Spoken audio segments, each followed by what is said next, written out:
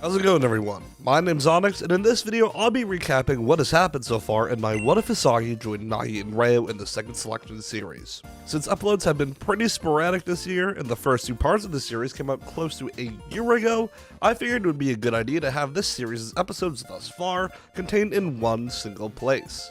As a friendly reminder, the channel is less than 400 subscribers away from the target goal for part 4 of this series to release. So, if you'd like the series to continue, it would mean the world to me if you could subscribe to the channel and get us to 3,500 subscribers. But with that preface out of the way, let's get into the recap. Our story starts off with Isagi entering the room for the second stage of the second selection, looking for familiar faces. Bachira approaches Isagi, congratulating him on making it this far. Bachira explains the gimmick of the second selection, asking Isagi who he thinks they should pick as their third member. While Isagi and Bachira decide between Kunigami or Chigiri, Nagi approaches the two, asking Isagi if he'd like to join himself and Ryo to form a team. Ryo expresses how he isn't sure if picking Isagi as their third is the best idea, but Nagi butts in, telling Ryo that he was the most amazing in their match and that he wants to play alongside Isagi. Unlike in the canon timeline, Isagi is surprised to be praised by such a talented player, and before Bachira can ask Isagi what he wants to do, Isagi asks Nagi if he really thinks that he's worthy of their third slot. Nagi tells Isagi that he doesn't see why not. Isagi's a good playmaker who also knows what to do in front of the goal. Nagi notes that usually, guys in Blue Lock are only good at one of those, but he can do both pretty well. Nagi also adds that he thinks Isagi would push him even further and make him a better player too. That's the main reason why he wants to play alongside Isagi. Isagi, starstruck by how highly he's being respected by Nagi, begins to walk towards the two. Just then, Isagi catches himself and stops, realizing that by joining Nagi and Ryo, he'll be leaving Bachira behind. Isagi begins to apologize to Bachira, who cuts him off before he can finish his sentence. Bachira tells Isagi to relax. Since all of Team Z moved on to the second selection, he's sure he'll find some of their strong guys and meet up with him soon, and that he better be a whole lot stronger the next time he sees him. Isagi tells Bachira he feels the same, remarking how he wants Bachira to make him regret not teaming up with him. The two fist bump one another, and then Isagi joins Nagi and Ryo, the trio soon entering the door that leads to the next stage of the selection. The three walk through the large hallway, Ryo glaring at Isagi all the while. Isagi, now noticing the dirty look, asks Ryo what's wrong, pointing out that he seems like he's got something to say. Ryo tells Isagi that when Nagi said he had someone in mind for their third teammate, he figured he meant someone from Team V, like Zantetsu, or at the very least someone like Kunigami or Chigiri, or even that crazy Bachira guy. Isagi questions Ryo as to just exactly what he's talking about, informing Ryo that he's just as good of a player as any of those guys are. Isagi also reminds Ryo to not forget who scored the winning goal in their last match. Ryo scoffs, telling Isagi that they'll see about that and to not make him regret letting Isagi join them. Isagi retorts, saying that the last time he checked, they asked him to join their duo. Ryo claps back, telling Isagi that Nagi was the one who wanted him, that he was hoping for someone worthwhile. But before Isagi can bark back at Ryo, Nagi finally butts in between the two. Nagi tells Isagi that arguing with Ryo won't stop the bickering, and asks Ryo to stop being so harsh towards Isagi. Nagi reminds Ryo that he thought Isagi was the best player in their last match, and that's why he wanted to play alongside him. Once again, Ryo scoffs, but Nagi tells him that if he's going to be such a hassle, he should just let Isagi and him be a duo. Ryo questions Nagi, asking him if he'd really dump him for some chump like Isagi. Nagi tells Ryo that if Isagi didn't end up joining them, he probably would have joined Isagi and Bachira. Isagi remarks to himself that it would have been nice to know that before he jumped ship with Bachira, especially for a jerk face like Ryo. Ryo tells Nagi that he'll call it a truce for now and to see what the next challenge is. Just then, the trio reach the end of the hallway, entering the next room. As the three's eyes adjust from the dark hallway to the bright room, they notice three others already waiting inside. These three, of course, being Rin, Aryu, and Tokimitsu. Isagi immediately recognizes Rin as the guy who flexed on all of Blue Lock during his warm-up for the 100 goals trial. Before the two trios can interact, Ego appears on a screen to welcome the two groups. He informs them that they have made it to the third stage of the second selection, the 3-on-3 matches. Before Ego can explain any further, we cut back to the team building room as Kunigami enters. Just like Isagi, he scans the room for familiar faces before noticing Bachira and Chigiri chatting against one of the walls of the room. Before Kunigami can get a word out, Bachira excitedly screams out for Kunigami, waving him down to his huddle with Chigiri. Kunigami bashfully walks over to the two, giving them high fives upon arrival. Chigiri congratulates Kunigami on clearing the first stage, and Kunigami reciprocates the kind words back to Chigiri and Bachira. He then also comments how he thought more recognizable faces would have made it through by now. Chigiri asks Bachira if he wants him to tell Kunigami, or if Bachira would rather fill him in himself. Kunigami turns to face Bachira, whose face is now filled with dismay. Cutting back to Ego, he continues to explain the rules of the second selection's third stage, as well as the team stealing aspect of the rival battles. After his explanation, Ego also assigns the new ranks to the Blue Lockers, Isagi receiving number 15, Nagi number 7, and Ryo number 10. Shortly after, TV Ego vanishes. Tokimitsu, noticing the new rankings, freaks out over being with such highly ranked teammates, expressing his concern for what will happen to him if his team loses. Ryu butts in, stating that his group should play ranks 4, 5, and 6, as that would be the most stylish. Ryu also adds that beating the sack of potatoes that just walked in wouldn't be a challenge at all, and therefore, Ryu wouldn't get to show off his beauty. As usual, this is where Rin dumps his entire backstory on the room about how he's Sai's younger brother and wants to use Blue Lock as a way to join the U20 team and crush Sai. Tokimitsu and Ryu butt in, further highlighting just how discombobulated these players are as a team. Overhearing this, Isagi apologizes to Ryo and Nagi, stepping forward to challenge Rin's team. Before Isagi can take a second step, Ryo grabs Isagi's shoulder, preventing him from moving forward. Isagi turns back in shock, giving Ryo a questioning glare. Ryo tells Isagi to think about what he's doing before challenging Rin's team, pointing out how they're ranked as the top 3. Ryo admits that while the rankings are only based on the order in which they cleared the first stage, they already know that Rin has an arsenal that's way out of their league. Isagi rebuttals, telling Ryo that if they beat Rin's team, they can steal Rin, and that no one would be able to beat that team of 4. Ryo points out that Isagi's plan will only work if they win, and that since the odds are so stacked against them, they should wait for another group of 3 to challenge. Just then, Nagi steps forth. Ryo questions what Nagi's doing, with Nagi simply replying that if Ryo won't let Isagi challenge Rin's team, then he will. Ryo asks Nagi why, with Nagi simply replying that he's doing this for the same reason he wanted to team up with Isagi. He's trying to push himself outside of his comfort zone to become a better and stronger player. I'd like to take a quick pause from the story here to point out that while in the mainline story, Bachira, Nagi, and Isagi were all fine with the idea of challenging Rin, Ryo would be a lot more hesitant due to his tactical nature and his strong desire to not be separated from Nagi. Ryo tells Nagi this, adding in that if they lose, Nagi will most likely be the one to get picked, and that Ryo doesn't want to be separated from Nagi, especially if that means being stuck with Isagi. Nagi responds to Ryo, telling him that if they lose, it's because they're not strong enough, and that he's tired of Ryo's cowardice. Nagi scolds Ryo, reminding him that he's the one who wanted the two of them to dominate the soccer world together, and that if Ryo keeps trying to play it safe and stay in his comfort zone, that he'll never get any better as a player. Shocked by how individualistic Nagi has become, Ryo becomes too stunned to speak. With Ryo having nothing to say, Nagi continues to approach Rin's team, challenging the 3 to a match. Rin, not caring who his team plays, accepts Nagi's invitation, initiating the 3-on-3 match. I'd like to pause here as well just because I feel like it's important to note that Nagi was willing to play Rin's team in canon, so I wouldn't see why he wouldn't have any reason to do that now, even though Ryo is still on his team. If you look at chapter 44 of the manga, after Isagi challenges Rin into canon, Nagi notes that, quote, "That's what I was thinking of doing," end quote. So I really don't see why Ryo not wanting to face Rin's team would stop Nagi from wanting to personally. Going back to the rest of Team Z, Bachira finishes giving Kunigami the rundown on how Isagi abandoned him to join Ryo and Nagi. Bachira adds that shortly after, he happened to run into Chigiri. Kunigami sarcastically asks the two if Isagi thinks that he could be so narcissistic just because he scored the game-winning goal against Team V. Chigiri adds that this seems to be the case. Bachira chimes in, explaining how he likes that Isagi's aiming higher and higher, but that he doesn't appreciate being considered a worse player than Nagi and Ryo, much less being abandoned to team up with him. Kunigami points out that since the Blue Lockers need to form teams of 3, he assumes that Chigiri and Bachira are joining forces, to which the two confirm. Kunigami then asks the two if they're on the same page as him. Bachira asks Kunigami if he's referring to the 3 teaming up, which Kunigami confirms, asking the two if they're in on this plan. For a brief moment, Bachira and Chigiri look back at each other, just before shaking hands with Kunigami. Kunigami declares that the deal has been made and that the 3 will team up to take down Isagi. Now taking a look back over at Isagi, all 6 players are in their proper jerseys on the shortened 3 vs 3 field. With the whistle sounding, Isagi kicks the ball off to Ryo, who immediately begins charging forward. Ryu tells Tokimitsu to cover Ryo, to which Tokimitsu nervously agrees. As Ryo approaches Tokimitsu, he notes that he has no reason to be scared of such a nervous wreck. Even if he's noted as number 3, the rankings are only in relation to the order in which everyone passed the first stage. With Tokimitsu acting as nothing more than a traffic cone, Ryo easily hits a Maradona-esque spin around Tokimitsu, continuing to charge forward. With Rin being the next defender up, Isagi comes in to assist Ryo, calling out for him for a 1-2 combination to get past Rin. Ryo gives Isagi a mundane stare before hitting a high ball over to Nagi, who is being pressed by Ryu. Ryo yells at Nagi to trap the ball, despite Isagi being open for a pass.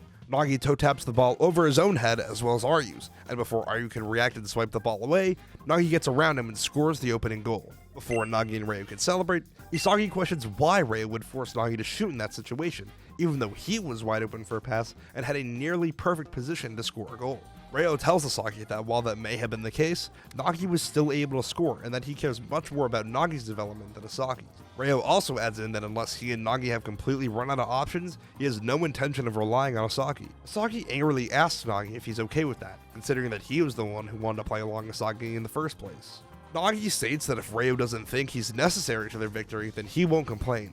Even Nagi admits that Isagi had a better position than him, but as long as Nagi has a chance to score, he'll keep going for it. Nagi reminds Isagi that they're not in just any training facility, but that they're in Blue Lock, and strikers won't get any better by just passing the ball to their teammates. These strikers need to keep challenging themselves to get better, and Nagi is no exception. Nagi ends his lecture by telling Isagi that if he wants to score so bad, that he should put himself in a position so good that they can't help but pass to him, and to find somewhere to score that only he can reach. Rin, fed up with all of the side banter, tells Team White that no matter what they do, it's futile. Out on the pitch, it's not just a game of soccer that's being played, but each player is a soldier on an active battlefield. Just then, Rin starts his shooting motion, eventually launching the ball straight towards the goal from kickoff. Before anyone, even Blue Lock Man, can react to the shot, it hits the back of the net, evening the score to 1 apiece. Now realizing the true magnitude of the match, Ryo, Nagi, and Isagi all go silent. Meanwhile, Tokimitsu freaks out over the super goal that Rin just scored, while Ryu compliments Rin for scoring such a glam goal, telling Rin that he hopes he's aware that he won't be the only one to score in this match. Nagi asks if what Rin just did is even a legal move, to which Ryo responds that it is, although no one is crazy enough to attempt it in an actual match. However, since the field is shorter for this 3-on-3 match, it's a lot more plausible, but still incredibly challenging. Now realizing how truly threatening Rin is, Isagi places the ball back in the midfield, asking Ryo if he's ready to strike back against Rin. Ryo looks over at Isagi, telling him that he figures he doesn't really have a choice. At the sound of the whistle, Isagi kicks the ball off to Ryo once again. Ryo begins charging forward, carrying the ball upfield. Isagi closely follows Ryo, trying to put himself in a better position all the while. Isagi notes to himself that while Rin may be the best individual player he's encountered, the match is still a 3-on-3, and if he can get Ryo and Nagi to cooperate with him, they have a chance at winning. Isagi also notes that the three sparking a chemical reaction with one another is the key to victory. Ryo ends up finding Nagi, who has placed himself in a good position relative to the goal and has managed to distance himself from Ryu. Ryo sends a high ball to Nagi, but the pass ends up getting intercepted by Ryu, who passes the ball to Tokimitsu and makes a break for the goal. Isagi begins to follow Ryu, man-marking him to ensure he doesn't get a free shot on goal. However, before Tokimitsu can get the ball over to Ryu, Ryo intercepts the ball with a slide tackle. Promptly returning to his feet, Ryo dishes the ball back out to Nagi. Before Nagi can try and get a shot off, Rin comes to play defense on Nagi, noting how the same cheap trick he pulled against Ryu won't work against him. With Ryu and Isagi trying to catch up downfield, and Tokimitsu still freaking out and lagging behind, Ryo moves in behind Rin and yells at Nagi to pass to him. Nagi manages to get the ball around Rin into Ryo's feet, Ryo taking a touch to trap the ball. Tokimitsu is able to catch up to Ryo, grabbing him by the shoulder to try and hold him off. Just then, Nagi sweeps behind Ryo, asking for a pass back. With Tokimitsu in the way, Rin chooses to go in between Ryo and Tokimitsu, rather than around. Because of this, Ryo is able to pivot himself to body block and press Rin, passing the ball to Nagi. With Tokimitsu slow to react on defense, Nagi takes an easy direct shot within the box to score the second goal of the match, putting his team ahead with a score of 2-1. While Nagi and Ryo celebrate their goal, Isagi reflects on how he contributed nothing to the previous play. Despite playing optimal defense by going to cover Ryu on his breakaway, Ryo and Nagi were able to win their 2-on-2 easily. Isagi quickly realizes that by being so passive and giving the ball to Ryo and Nagi from kickoff, he really isn't doing himself any favors. Before Isagi can run his new plan by Ryo and Nagi, he sees Rin place the ball down for kickoff. With Nagi and Ryo casually walking back to their half and distracted by each other's conversation, Isagi yells at Nagi and Ryo to look out for Rin's shot. The two turn around to see Rin already finishing his shooting motion, the ball curving around Nagi and Ryo. Isagi rushes back to the goal just in the nick of time to deflect Rin's shot, the ball careening out of bounds. Isagi begins hounding Nagi and Ryo for being so careless, while Ryo barks back at Isagi. Ryo informs Isagi that he was giving Nagi feedback on the last play, and he was also telling him about the new strategy he wants to implement. Ryo tags in that if Isagi cares so much about playing defense, that he should just worry about that all game, while Ryo and Nagi play offense. Isagi clenches his teeth in anger, before remembering that Nagi told him arguing against Ryo won't do him any good. Keeping this in mind, Isagi calms himself down and gets ready for Rin's corner kick. Similarly to the cannon, Isagi is in charge of holding down the open space, while Ryo and Nagi man-mark Tokimitsu and Ryu. This once again results in Rin scoring a goal from the corner kick, evening the score out at 2 apiece. Ryo once again insults Isagi for not being able to stop Rin's shot, saying that Isagi really might be more useful as a center back. Nagi gives Ryo a playful punch to the back, telling Ryo that he's tired of the two insulting each other like school children. Nagi admits that Isagi is much better as an offensive tool, and that just Ryo and Nagi together won't be good enough to take down Rin. This is when Isagi tells the two that they should work in a triangle offense and let him start with the ball. Ryo admits that a triangle offense is the same idea that he had and was telling Nagi about. Although he's skeptical to leave Isagi in charge of being the anchor, Nagi tells Ryo it's a good way to let Isagi prove his worth. With the ball back in the midfield, Nagi kicks the ball off to Isagi to resume the game. The three begin pushing upfield, Ryu covering Nagi, Tokimitsu covering Ryo, and Rin on Isagi. Rin makes an attempt to swipe the ball away from Isagi, but Isagi sends a quick ground pass to Nagi. As the three begin to trade short one-tap passes back and forth, Rin questions Isagi, asking him if he really thinks such a lukewarm hotline will really work on him. Isagi attempts to make a quick breakthrough on Rin, immediately calling out for the ball. Ryo, now in possession of the ball, sees that Rin is quickly catching up to Isagi. Ryo knows that if he passes to Isagi now, Rin will steal it. Going back to Isagi's perspective, Rin further grills Isagi and asks him if he really thought that he would be able to read through the moves of somebody like Isagi. Isagi, angry and baffled by Rin's comment, begins trying to aggressively shake Rin loose, but to no avail. Ryo, seeing that Nagi's being tightly marked by Ryu, becomes fed up with the slow ball constant passing strategy the three have come up with and decides to take on Tokimitsu alone. Charging forward, Tokimitsu prepares for Ryo's attack. Similarly to the canon timeline, Tokimitsu begins freaking out over Ryo charging towards him, remarking how he hasn't been able to stop him a single time and how Rin has been the only one to score so far for his team. Tokimitsu adds that just like he feared, his team might lose and he might be the one to get left behind.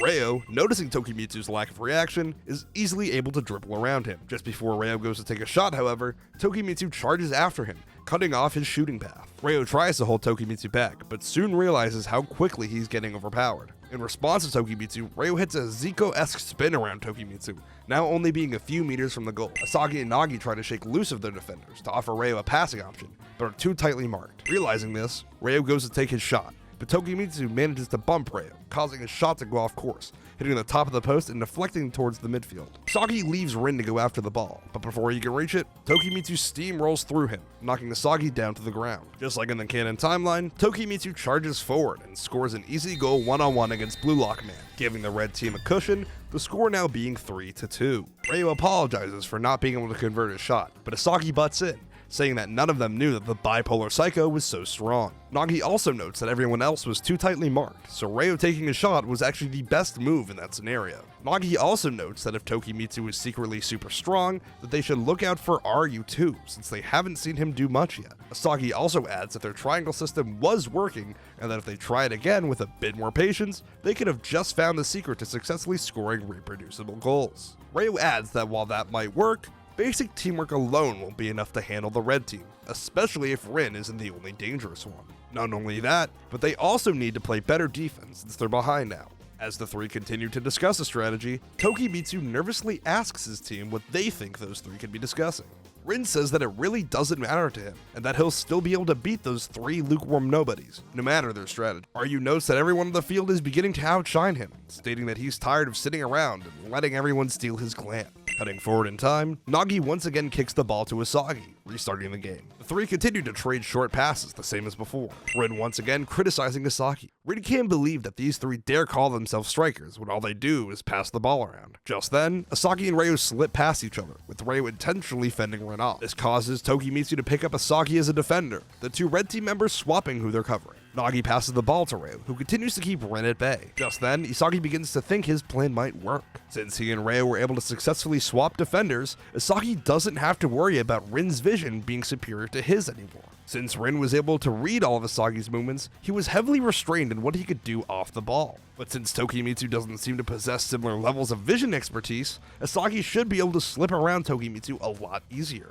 Tokimitsu then looks away to track Ryo with the ball, and Isagi, subconsciously realizing that he's in Tokimitsu's blind spot, slips into the open space and beelines it towards the goal. Ryo compliments Isagi for getting this plan to work, and sends the ball his way, setting Isagi up for a perfect direct shot. Isagi begins his shooting motion, readying himself with all of the lessons he learned during the 100 goals trial. Don't use more power than necessary. Focus on where you aim, Isagi tells himself. But before Isagi's foot is able to make contact with the ball, Ryu comes flying in, kicking the ball away from Isagi. Ryu apologizes to Isagi for stealing his spotlight, adding in that he himself hasn't gotten to shine yet. The ball lands at the feet of a panicking Tokimitsu once again, Ryu darting towards the other team's goal. Ryu tells Tokimitsu to not mess up the pass this time, and Tokimitsu sends the ball upfield ahead of Ryu. Before Ryu can get to the ball, Ryu gets a hand on Ryu, bumping him out of the way of the ball. Ryu questions if Ryo really thinks that a small bump is all it takes to stop Ryu, but Ryo adds that all he needs to do is keep him off the ball. Ryo shoves himself in front of Ryu, shielding the ball from him. Ryu tells Ryo that he tried to warn him, winding up his leg and whipping it into the ball. Despite Ryo's best efforts to fend off Ryu, his long limbs manage to wrap around Ryo and shoot effortlessly, bringing the game to match point at 4-2 in favor of the red team. Ryo pants as he wipes the sweat from his forehead. Despite his best efforts to hustle back and stop Ryu, he just couldn't keep him from scoring. Nagi and Isagi tell Ryo that he gave a good effort, despite the goal still getting scored. Isagi also adds that at the very least, they've seen the top three's full arsenal, and can now formulate a full plan in order to stop them. Rin tells Isagi that they can't play it safe like they have been anymore, since their defense won't be consistently good enough to stop the top three. Ryo tells Isagi that he wants to start with the ball and plans to try and win a one-on-one against Tokimitsu, since he doesn't seem to be in full form anymore. If he can create a 3-on-2 situation, he's confident that the other two can either get to a scoring position or create space for him to score. While Isagi doesn't like that his odds of scoring are being lowered through this, he ultimately decides to put his trust in Ryo and agrees to the plan along with Nagi. With kickoff starting for what might be the last time, Nagi dishes the ball to Ryo. The three push their way upfield before being met with their usual defenders. Ryo begins a step-over combo in an attempt to disorient Tokimitsu, eventually hitting a Cruyff turn on Tokimitsu. Before being able to make ample distance from his defender, Ryo is grabbed by Tokimitsu. Ryo quickly dishes the ball out to Nagi as to not have it stolen by Tokimitsu. However, with Ryu's immaculate pressing and long limbs, Nagi dishes the ball back to Ryo, helping him reset his momentum. Just then, Isagi begins to charge towards Nagi. Ryo remarks to himself that he has no idea what Isagi is doing, as him and Nagi being so close to one another is counterproductive considering Rin's vision and Ryu's reach. Just then, Isagi yells at Nagi to hold off Rin. Similarly to Ryo, Nagi body blocks Rin, leaving Isagi open for a pass. Ryo smirks in reaction to Isagi's drive to continue to get himself open and insert himself into the game. Ryo passes the ball out to Isagi, telling the egoist that he better have something up his sleeve. As Isagi gets a touch on ball, Ryu begins rushing over to press Isagi. Before Ryu can close the gap, however, Isagi passes the ball back to Nagi.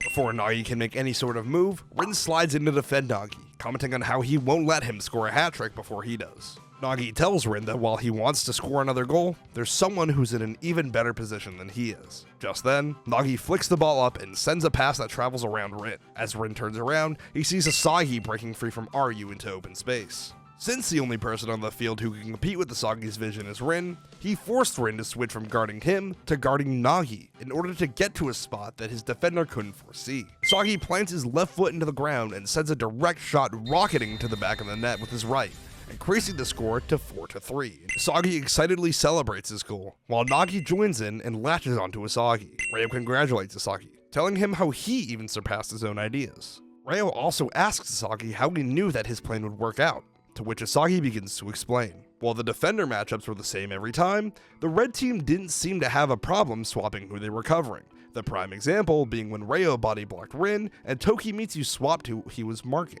Isagi figured that Rin was the only one on the red team whose vision surpassed his own, so he knew that if he could get someone else to cover him, that he would be able to surpass their physical abilities with his mental abilities. Isagi notes that while he's glad his plan managed to work, it was unfortunately a one-time occurrence, and the trio will need to think of a different plan to defeat the top three. Nagi includes the fact that they still also need 2 more goals to win, whereas the top 3 have them in sudden death and they're also starting with the ball. The 3 hurry back to their side of the field, and as the whistle sounds, Rin, who is starting kickoff, notices that Isagi has positioned himself next to Blue Lock Man, meaning that he won't be able to take a shot like he has previously. Rin gestures towards Aryu and calls him over. Rin tells Aryu to pass the ball right back to him so he can end this game quickly and they can all move on. Aryu tells Rin that since he's been able to demonstrate his stylishness, he supposes he doesn't mind a quick end. Rin essentially just taps the ball against Aryu's foot, taking the ball and dashing upfield. Isagi and company completely shit themselves, and Isagi calls for Ryo to press Rin while he catches up from the goalpost. Ryo yells at Isagi that he already knows what to do, and begins hard pressing Rin. Rin is easily able to fake Ryo out with some step overs, quickly getting past the super elite rich boy. Nagi tries to intercept the ball with a slide tackle, but Rin easily takes the ball and hops over him. It's at this point that Isagi begins marking Rin. Rin looks over toward Tokimitsu, who is open to receive a pass in front of the goal. Isagi looks towards Tokimitsu, and in the split second he takes his eyes off Rin, Rin dashes around Isagi. Rin tells Isagi that he knew a simpleton like him would bite such a simple fake, adding that if Isagi learned how the human eye worked, he could have beaten Rin in a one-on-one, instead of relying on that cheap defender swapping tactic. Just like that, Rin is able to get around Isagi and take a shot against the keeper and earn his third goal, finalizing the game score at 5-3. Finally defeating Isagi's team. Isagi can be seen sitting on the ground, still in disbelief of how easily Rin beat him and his teammates. Ryo goes over to Isagi and apologizes to him. Ryo admits that if he wasn't so bitter about Isagi being their third member and actually tried working with him from the beginning, that they could have had a much better chance at winning. Isagi informs Ryo that he's glad that he apologized and that he's sorry too, but that it doesn't matter. Ryo questions just exactly what Isagi means, and Isagi explains that Rin alone was able to beat the three when they were trying their hardest and the most in sync, not including the fact that Tokimitsu and Aryu were also incredibly talented players. Isagi tells Ryo that he doesn't think there was a chance of the three winning, adding that he wonders if his team would have been able to score more than one goal had Rin been giving it his all from the get-go. Nagi joins the two in conversation, pointing out that regardless of how it happened, they lost fair and square. Nagi helps Isagi up from the ground, commenting on how since they lost, it's finally the moment of truth. Just then, Isagi remembers. The winning team gets to steal a player from the losing team. Isagi looks over at the top three, listening in on their conversation. Tokimitsu asks his team who they think would be the best to steal. Rin states that he doesn't care which loser striker the other two pick, but to not take too long as he wants to move on quickly. Despite the cold exterior, Rin secretly does have one player in mind that he wants, but he figures that any of the three from the other team will do. Aryu and Tokimitsu converse between one another about who would be best. Just then, Aryu raises his hand and points, telling Isagi's team who they want to select. When Isagi, Nagi, and Ryo look over, they see Aryu pointing at Nagi. Aryu tells Nagi to join them as his talents are needed on their team. Nagi lets out a sigh, looking back towards Ryo. Well, I guess your plan didn't work out, huh, Ryo? Nagi depressingly lets out. Nagi turns back to face the top three and begins walking towards them. Before Nagi could take more than a few steps, Ryo yells out to the red team. Ryo asks why they would pick Nagi out of their group. Ryo admits that while Nagi is a genius player, he's very reliant on others in order to score. Aryu responds to Ryo, telling him that while he and Tokimitsu did take that into consideration, they felt that he was still the best player to steal. Nagi is easily the best goal scorer out of the three, and while they already have plenty of scoring talent on their team, Nagi also isn't a half-bad passer. Ryo asks Aryu that if they were really looking for a passer, why they wouldn't pick one of the other two, especially Isagi. Ryo highlights how Isagi was the one to score their team's last goal once everyone on the red team had demonstrated their abilities. Ryo adds that out of the three, Isagi is the best at adapting to new situations, and that Ryo himself is the best passer and defender out of his team's members. Aryu states that this is exactly something that they had discussed as well, cutting Ryo off. Aryu tells Ryo how he and Tokimitsu took into account just how bad Isagi and Ryo's teamwork with one another was, and how Nagi had to continue to be the middleman for the two up until they had no other option but to team up. Tokimitsu also includes how since the red team is already on thin ice when it comes to camaraderie, they didn't want to pick someone who would rock the boat. Since Nagi seems so laid back and carefree, they figured he would be willing to abide by whatever strategy the red team wants. Aryu jumps back in, asking Ryo if their explanation is good enough for him or if he still can't get over the fact that he didn't get picked. Ryo scoffs, telling Aryu that he supposes there's nothing they can do about it now. Aryu tells Ryo that if that's the case, that they should get going, turning around alongside Tokimitsu and heading towards Rin, who has already started walking towards the victor's door to the next stage. Nagi turns around to Ryo, telling him that they took a risk and they lost, and that's just the facts. Nagi continues, reminding Ryo that he and Isagi are talented players, and that if they play their cards right, that they can work their way back up to the top. Nagi finalizes his message to Ryo by telling him that if he really intends on being the best striker in the world, that a setback like this shouldn't hold him back. If he really wants to play alongside Nagi again, he should continue to win and build a strong team. a team strong enough to challenge the top 3 again and win Nagi back. Ryo's eyes widen and the corners of his mouth sink, almost as if he's going to burst into tears and vomit all at the same time. Nagi tells Ryo that if he can't accept that, he doesn't expect to see him at the end of the second selection. Nagi continues to walk with Team Red, leaving Isagi and Ryo by themselves. Just then, we cut to the dining hall of the 3-on-3 stage, where Shigiri and Bachira are sitting down at a table together. Kunigami soon joins the two, asking them if they've seen Isagi around at all. Bachira and Shigiri both answer that they haven't seen him. Kunigami then tells the two that since they haven't been able to find him at all, he must have already played in his first match. Shigiri comments on how he doesn't think they took that long to form a team of 3 relative to when Isagi left Bachira, deducing that Isagi must have played the first team he encountered. Bachira adds how that's so like Isagi, and that if the other team was really strong, that he could totally see Isagi doing something like that. Kunigami then asks the two if they think that Isagi won his match. Bachira and Shigiri look back at each other. Well, he did have a pretty strong team, Shigiri states. Bachira notes that Ryo and Nagi are also players with great chemistry, and that because of that, they'd be a hard team to beat. Kunigami admits that while that's true, since every building was considered Building 5 in Blue Lock, they have no idea if their stratum was really at the bottom or not, meaning the competition could be stronger than they could even imagine. Bachira butts in, adding that he's willing to bet that Isagi managed to beat whoever he played and is waiting at the 4v4 stage. Kunigami asks Bachira and Shigiri if they're serious about taking down Isagi. Shigiri admits that while he doesn't care all that much, he would like to prove to Isagi that he should have waited for him or Kunigami instead of leaving Bachira behind. Bachira reaffirms this, jokingly saying that he wants to take Isagi's ego down a notch. Kunigami remarks that since that's the case, and they suspect Isagi won his match, they should find a team who they can play so they can get to Isagi's team before anyone else does. Shigiri points out that they could take on a team of nobodies just to advance, but that the 3 of them and a random won't be enough to take down Isagi's team and whoever they stole. Kunigami adds that they'll need to pick a strong team to play, not a team so strong that they have 0 chances of winning. Bachira butts in, adding that if they're too picky and take too long, then all the strong guys will be gone before they know it. Shigiri asks Kunigami that since they're on such a strict deadline, how they should go about finding another team to play. Kunigami takes a moment to himself to think, then responds to Shigiri, "We'll all scout out a strong team, meet back up, and give our rationale as to why we should play them.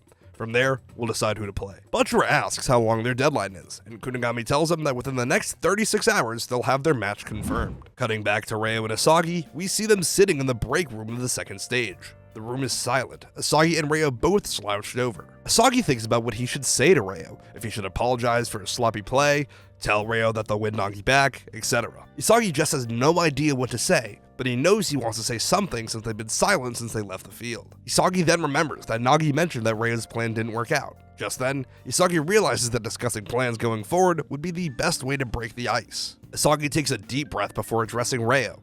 Isagi begins to explain that he knows that they weren't able to beat the top 3, but with a new plan, he's sure that the 2 of them could find success and beat their next opponents. Before Isagi can finish, Ryo cuts him off, telling Isagi that he doesn't get it. Ryo isn't upset about the fact that they lost, he's upset that Nagi's moving forward without him. Isagi chimes in, adding that if they play their cards right, they could catch up to him. Ryo cuts Isagi off again, telling him that he just doesn't get it. Ryo finally turns towards Isagi, telling him that Nagi shouldn't have been the one to get chosen and that it should have been Isagi. Isagi asks why Ryo is so mad that he specifically didn't get picked. Ryo lets out a slight gasp and then grits his teeth, almost as if he's fighting back word bile. Ryo weakly admits that he just wishes that Nagi were here with him. Isagi tells that he's sure it's hard to be without his partner in crime, but that if he wants any chance of making it out of the 2 vs 2 stage, they need to formulate a plan. Ryo clenches his fist, standing up and storming to Isagi, grabbing him by the hair. "Let me remind you that I don't take orders," Ryo tells Isagi. Isagi questions Ryo on why he's being so aggressive since he didn't mind working with him not even an hour ago on the field. Ryo tells Isagi that those were different circumstances and that Isagi could never imagine how he feels. Ryo reminds Isagi that he willingly left Bachira to bandwagon onto his and Nagi's team. Ryo adds on the fact that if Isagi was willing to do that, then he must not care about Bachira.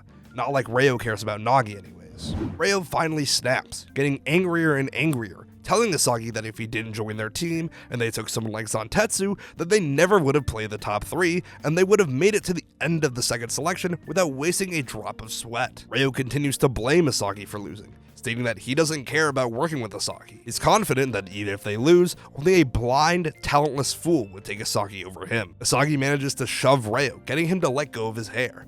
As badly as Isagi wants to dig into Ryo, he tries to calm himself down and keeps in mind what Nagi said about arguing with him. If he continues to clap back at him, the fighting will never end. Isagi tells Ryo that when he's ready to stop acting like a big baby and think of a real strategy, then they can talk, storming out of the break room. Isagi thinks to himself about if Nagi really means that much to Ryo, and if he would really crash out like that over something like this. Isagi is confident that the two could secure a win, even if they only manage to score 3 goals against the top 3. Isagi admits to himself that without a talented genius like Nagi, it might be hard, but he's sure he'll come up with something. Before we continue the video, I'd like to take a second to promote my new membership subscriptions. If you enjoy this type of content and can afford any of these levels, becoming a member is a great way to support this channel. Each level of membership unlocks new and unique perks. Those in the unpolished gem tier unlock member badges that highlight how long they've been a member, as well as some emotes. The diamond and the rough tier includes getting your name on screen at the end of every video, members only polls for future video ideas, priority replies to comments, and extra behind the scenes content. Those bold enough to join the Onyx tier get verbal shoutouts at the end of every video, as well as early access to videos, meaning you get to see new uploads before anyone else. Also, I currently have a live poll for members of any tier asking them what they'd like the next emote to be, so if you become a member within the next week, you can cast your vote for the channel's 4th emote. Again, if a membership for this channel is something you can't afford, there's no stress. I plan on continuing to upload as frequently as I can, regardless of the amount of members. But if you could afford to monetarily support this channel, it would be greatly appreciated. But enough of the Anki app, let's get back to the what if. We cut back to Isagi, who has just reached the door to the cafeteria. Going inside to grab his food, Isagi grabs his tray, looking around for an open seat. Isagi then realizes just how empty the cafeteria is, which makes sense considering he was one of the first players to participate in a match in this selection. As he's looking around, Isagi notices Naruhaya sitting at a table by himself. Before Isagi can say anything, Naruhaya notices Isagi and waves him down. Isagi sits down next to Naruhaya, asking him how he got down here. Naruhaya jokingly says that he obviously lost, but then begins to explain to Isagi what happened. Naruhaya fills Isagi in on how he teamed up with Baro and Nishioka, and how Baro took charge and scored 4 goals by himself before his team lost 5-4. However, since the other team didn't like how selfish Baro was, they chose to steal Nishioka.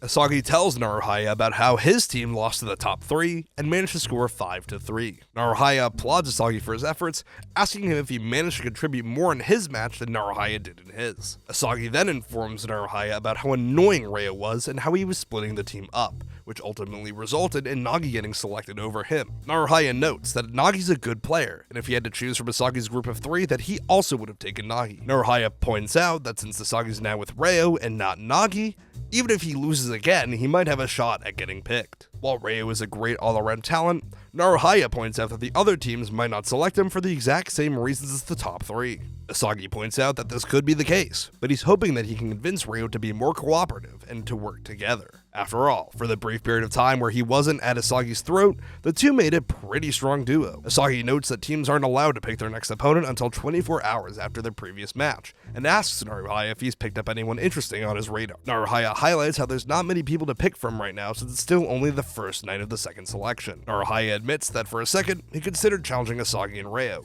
that he wouldn't want someone so petty and bipolar as Ryo if he won, and that, and no offense to Isagi, he wouldn't want some average Joe like him. Isagi, slightly offended by the comment, asks Naruhaya what he meant by that. Naruhaya points out that he himself didn't contribute much during the first election, so he also considers himself to be an average Joe. On the other hand, Isagi managed to score 2 game-winning goals and kept Team Z alive.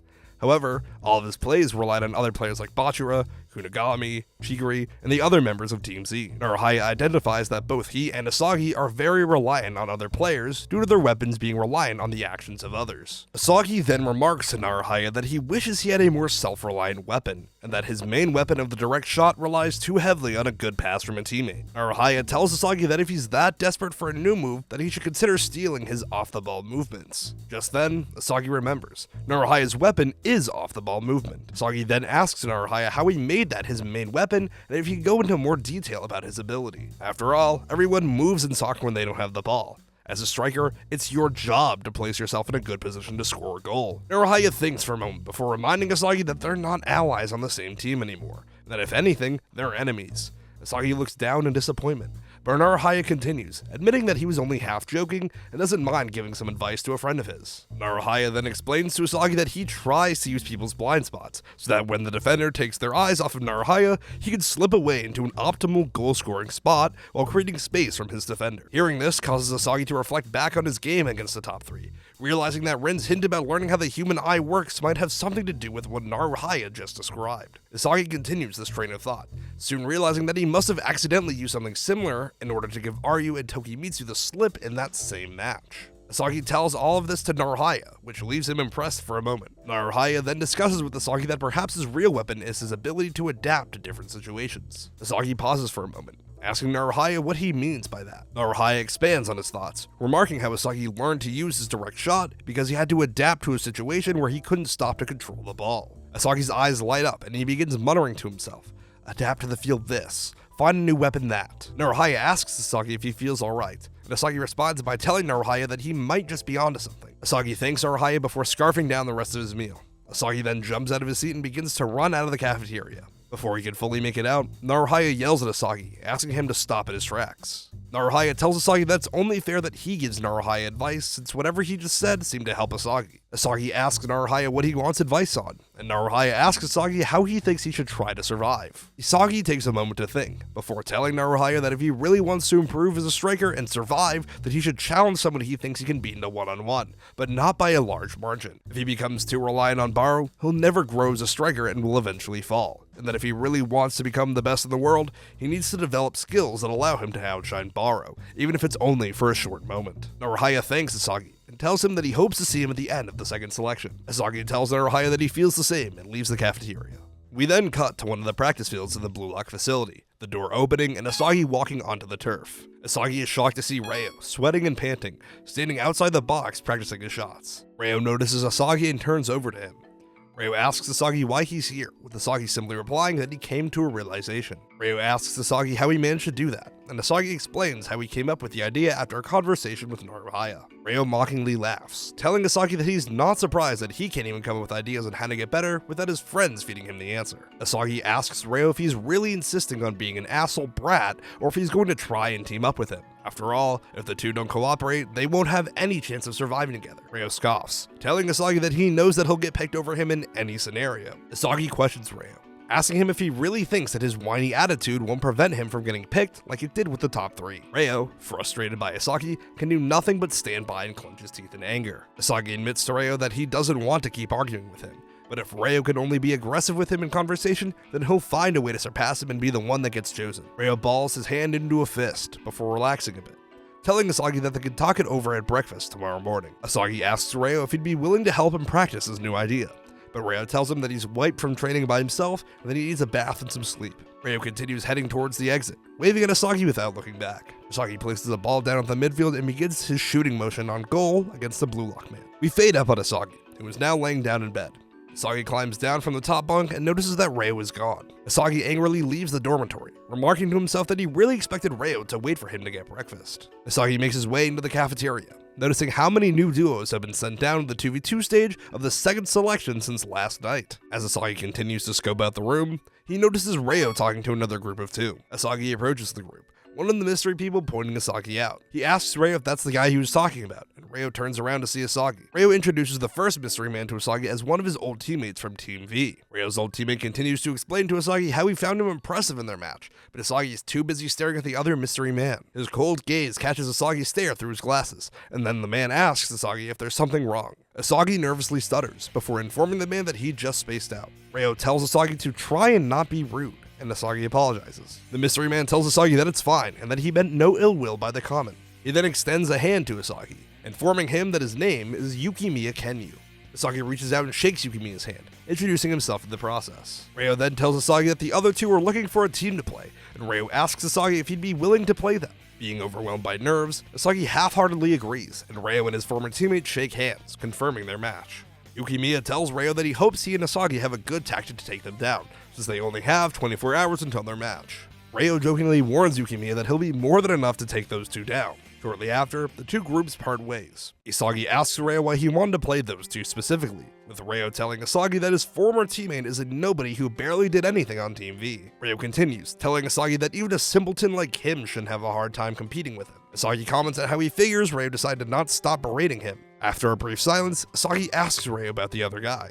Ryo informs Isagi that he's apparently a pretty solid player and managed to score a handful of goals in the first selection. Isagi asks Ryo if he knows anything about his playstyle. Ryo retorts and tells Isagi that he assumes he's pretty good with the ball, since his old teammate only seemed useful for passing. Other than that, he has no idea who Yukimiya is. Isagi questions Ryo, asking him why he was so eager to play them if he doesn't know who the second guy is. Ryo simply answers that he's confident that he can beat that Yukimiya guy, and even if a loser like Isagi can't compete with his old teammate, he can handle the two of them himself. After all, Yukimiya needs glasses, so how good of a player could he be? Isagi begrudgingly asks Ryo if he wants to practice with him since they've got a match set up. Ryo sighs, telling Isagi that he supposes that if he wants to win Nagi back, the best way for them to do that would be by teaming up. The two fist bump, shortly after entering a practice field in the facility. We then cut to Yukimiya and his teammate, the two also on their own practice field. Yuki's teammate asks if he's sure that he can handle Ryo based on how he described him. Yukimiya tells his teammate that he sees no problem with being able to get around Ryo, although playing defense against him might be a different story. Yukimiya then asks if Ryo's teammate really is a nobody, since he personally got the vibes that he's a worthwhile opponent. Yuki's teammate tells him about how Isagi scored the game-winning goal against his Team V, but also includes how Team Z barely survived the first selection. He then adds in how Isagi wasn't even the best player of that Team Z, and now he's sure he can keep a pipsqueak like him from causing too much trouble. Yukimiya reaffirms his teammate, telling him that as long as they can win their one-on-ones, that they can survive and secure victory and get back to the 3-on-3 stage. And that is where this part of the What If story ends. As always, let me know what you guys enjoyed about this part, and let me know what you think will happen in part 4. Again, I'm Onyx, don't forget to cough into your elbow, and I'll see you guys next time. Peace.